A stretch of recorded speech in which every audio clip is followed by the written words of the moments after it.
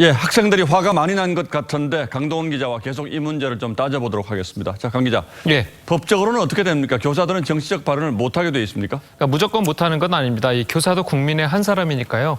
이 개인적으로는 헌법이 보장하는 정치적 기본권을 누릴 수가 있습니다. 예. 하지만 교육 현장에서는 좀 다릅니다. 이 헌법 제31조를 보면요. 이 교육의 정치적 중립성을 보장하라고 되어 있기 때문입니다. 자, 특히 교육기본법에는 교사 개인적인 편견이 교육에 이용되거나 특정 정당이나 정치 단체를 반대하거나 지지하기 위해서 학생을 지도 그리고 선동하지 못하도록 명시하고 있습니다. 사실 어떻게 보면 따져볼 필요도 없는 너무나 당연한 얘기인데 이런 기본적인 선을 넘는 일이 자꾸 일어나는군요. 예, 맞습니다. 이 헌법과 교육기본법에 어긋나는 행동입니다. 자, 그런데 그럼 이걸 위반하면 처벌은 어떻게 됩니까? 네, 이것을 위반하면요, 이 교육부 징계 기준을 찾아봤습니다. 이 정치적인 중립성을 위반한 경우에 처벌할 수 있는 근거 조항이 없었습니다. 자, 헌법과 교육기본법으로 이 금지하고 있는 행위인데도 이 딱히 처벌 조항이 없는 거죠. 자, 그러다 보니까 민원이나 신고가 들어와도 이 대부분 경고나 권고 같은 것이 내려지게 됐습니다. 들어보시죠.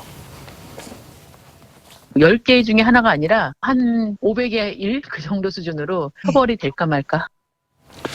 처벌은 그렇다 치고 민원이나 신고는 많이 들어옵니까? 예, 저희가 이제 통계를 좀 찾아봤더니요. 지난 5년 동안 교사가 정치적인 발언을 했다면서 이 교육청에 들어온 민원이 300여 건이 넘었습니다. 자, 그런데 앞서 말씀드린 대로 이 대부분 솜방망이 처벌이었습니다. 지난 4월에 인천의 한 교사가 독도는 일본 땅이다 이런 발언도 주의 처분이 내려졌고요. 부산의 한 고등학교에서 검찰 비판 글을 시험 지문에 넣고 조국 전 장관과 윤석열 검찰총장을 보기로 넣어서 정답을 고르게 하는 일도 있었는데 이 문제를 출제한 교사는 직무 배제만 됐습니다. 자, 우리나라 장차관들이 미국 간첩 노릇을 하고 있다 이런 발언과 함께 비속어를 사용한 교사는 견책 처분을 받았습니다. 자, 이러다 보니까 오히려 민원을 넣는 것 자체가 학생들에게 불이익이 돌아오지 않을까 염려를 하는 겁니다.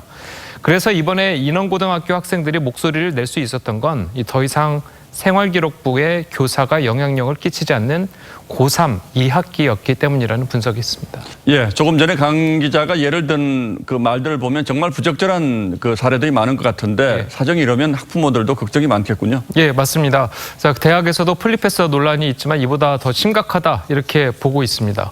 자, 초등고등학교의 경우에는 아이들이 아직 좋고 나쁜 것에 대한 기준이 없는데 이 교사들이 자신들의 정치적인 견해를 말할 경우에 잘못된 선입견을 가지지 않을까 우려하는 겁니다. 들어보시죠. 아이들이 그렇게 잘못된 거를 강요를 하면 아이들이 생각을 할 수가 없게 되죠.